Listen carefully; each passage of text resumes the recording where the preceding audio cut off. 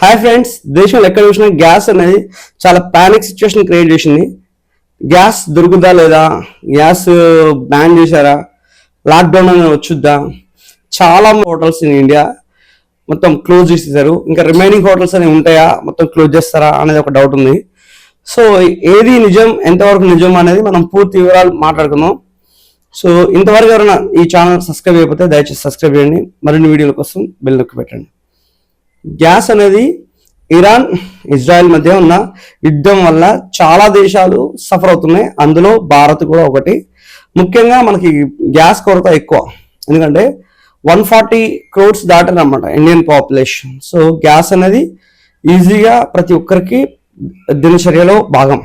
So ఈ విషయానికి వచ్చేసరికి స్ట్రైట్ ఆఫ్ హార్మోస్ ప్లేస్లో అక్కడ క్లోజ్ చేశారనమాట. సో అందువల్ల షిప్ అనేది రావడానికి ఇబ్బంది ఉంది.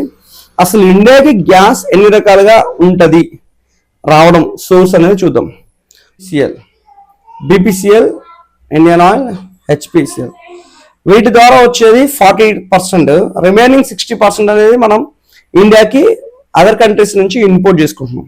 ఆ కంట్రీస్ ఏంటని చూసుకుంటే యుఎస్ఏ నుంచి 10%, ఖదర్ దేశం నుంచి తీసుకుంటే 27%, యుఎస్ఏ నుంచి తీసుకుంటే 26%, అదర్స్ నుంచి తీసుకుంటే 18% అనమాట. సో టోటల్ గా మనం ఎక్కువ గల్ఫ్ కంట్రీస్ నుంచి మనం తీసుకోవడం జరుగుతుంది అనమాట.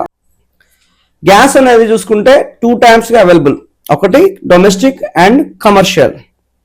డొమెస్టిక్ అంటే ఇళ్లలో వాడేదాన్నంతా డొమెస్టిక్ అంటారు. ఈ గ్యాస్ సిలిండర్ వచ్చి 14.2 kg వెయిట్ గా ఉంటుంది. కమర్షియల్ అనేది 19 kgs నుంచి 40 kgs వరకు ఉంటుంది. సో ఇది కమర్షియల్. ఎక్కడైనా హోటల్స్ లో కమర్షియల్ వాడాల్సిన చోట డొమెస్టిక్ వాడితే మనం దాని మీద కేసు ఫైల్ చేయొచ్చు. సో తగిన మూల్యం వాళ్ళు చెల్లించుకోక తప్పదన్నమాట. సారీ, చెన్నైలో ఉన్న హోటల్స్ వాళ్ళు ఒక రిక్వెస్ట్ అనేది మనకి మోడీ గారికి పెట్టారనమాట. ఏంటంటే మీరు ఇలా గ్యాస్ కొరత రావడం వల్ల మాకు బిజినెస్ కి చాలా లోటు అనేది వస్తుంది.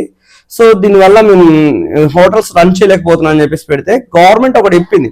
అదేంటంటే మన దగ్గర ఏదైతే ఉంటుందో సోర్స్, అంటే 40% ఏదైతే మన దగ్గర తయారవుతుందో ఆ 40% ని కమర్షియల్ కి ఇవ్వకుండా ఫస్ట్ ప్రయారిటీ డొమెస్టిక్ ఇవ్వండి. అంతేగాని అసలు కమర్షియల్ కి అసలు ఇవ్వద్దు అని మాత్రం చెప్పలేదండి.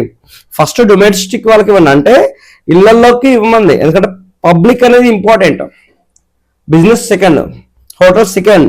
సో ఆ ఉద్దేశం చెప్తే ఇది చిన్న మిస్అండర్స్టాండింగ్ తో ఈ గ్యాస్ డీలర్స్ ఎవరైతే ఉన్నారో దాన్ని వాళ్ళు గ్యాస్ గవర్నమెంట్ బ్యాన్ చేసింది అనేది ఒక జనాలకు తీసుకురావడం వల్ల వాళ్ళంతా పానిక్ సిచ్యువేషన్ క్రియేట్ అయింది. సో దీనికి సంబంధించి గవర్నమెంట్ కేంద్ర ప్రభుత్వం నివేదిక కూడా ఇచ్చిందనమాట. అంటే మేము ఇలా చెప్పలేదు, డొమెస్టిక్ అని చెప్పలేదు, కమర్షియల్ అని బ్యాన్ చేసినాం అని చెప్పలేదు, డొమెస్టిక్ వాళ్ళకి ఫస్ట్ ప్రయారిటీ ఇవ్వండి అని చెప్పాము తప్ప కమర్షియల్ వాళ్ళకి ఆపేయమని చెప్పామని అనలేదు. కానీ దీని ద్వారా జరిగింది ఏంటంటే ఈ ఒక పానిక్ సిచ్యువేషన్ క్రియేట్ అవడం వల్ల దేశంలో హోటల్స్ 50% క్లోజ్ అయిపోయాయి. నెంబర్ 1. నెంబర్ 2, రిమైనింగ్ ఏదైతే ఉన్నాయో 50% హోటల్స్ లో ఫుడ్ కు రేటు పెరిగింది. అంటే 20 రూపీస్ ఉంటే 25 రూపీస్ ఇలా చార్జెస్ అనేది పెంచారనమాట. మనం చూస్తూనే ఉంటాం న్యూస్ కూడా. సో దీనివల్ల పబ్లిక్ మీద బర్డెన్ పడడానికి జరిగింది. సో దీనికి సంబంధించి కూడా కేంద్ర ప్రభుత్వం ఈజీగా చెప్పింది అనమాట, మేము ఈ కొరతను కూడా రిమూవ్ చేస్తాము. కాకపోతే కొంచెం టైం పట్టుద్ది. ప్రపంచ దేశాల్లో యుద్ధం జరుగుతున్నందువల్ల పక్కనున్న కంట్రీస్ కి ఖచ్చితంగా ఎఫెక్ట్ అనేది ఉంటుంది అనమాట. ఇద్దరు కొట్టుకుంటే మూడో వ్యక్తికి ఆటోమేటిక్ గా సఫరింగ్ అనేది ఉంటుంది. ఈ 2 కంట్రీస్ వల్ల జరిగే యుద్ధాల వల్ల సో ప్రపంచ దేశంలో ఉన్న కొన్ని దేశాలకి ఎఫెక్ట్ అనేది ఉంటుంది. ఇది ఖచ్చితంగా సింపుల్.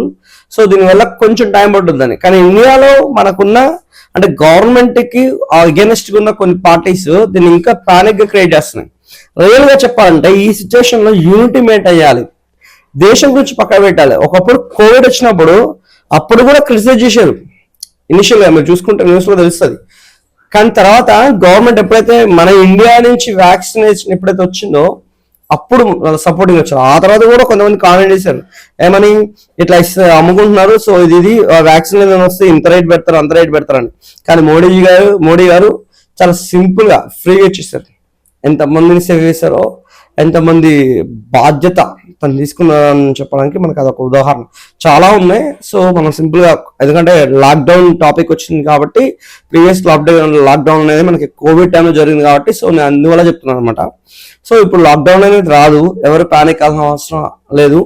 సో గ్యాస్ కూడా, ఇది కూడా ఈజీగా, ఎప్పుడైనా మన మోడీ గారు ఒక ప్రాబ్లం వస్తుందంటే ఆయన దగ్గర మనకు నచ్చినదే అనమాట, ఫస్ట్ ఫైండ్ అవుట్ చేయడం, ఆల్టర్నేట్ సోర్స్ వెంటనే ఎత్తుకుంటాం. మనం ఇలాంటివి తీసుకుంటే చాలా, ఇప్పుడు వీడియో చాలా లాంగ్ అవుతుంది కాబట్టి నేను ఎక్కువ టాపిక్స్ చెప్పట్లేదు. సో ఇదనమాట. So first of all panic అవ్వమాకండి.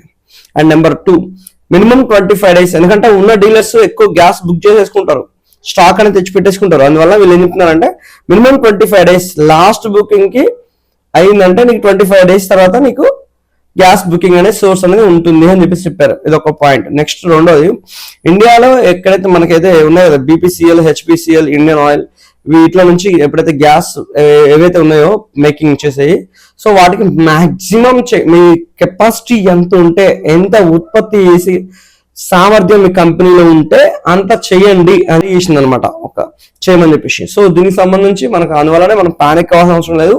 దయచేసి ప్యానిక్ సిచ్యువేషన్ క్రియేట్ చేసి అవతల వాళ్ళు సఫర్ అవడానికి చేయమండి. ఇది హంబుల్ రిక్వెస్టింగ్ టు అదర్స్. మీ అందరికీ నా ఛానల్ తరపు నుంచి, మా టీం తరపు నుంచి నా ఒక విజ్ఞప్తి. సో నా ఎక్స్ప్లెనేషన్ మీకు నచ్చినట్లయితే ఈ వీడియోకి ఒక 100 likes నేను ఎక్స్పెక్ట్ చేస్తున్నాను. దయచేసి లైక్ చేయండి, సబ్స్క్రైబ్ చేసుకోండి. జై హింద్.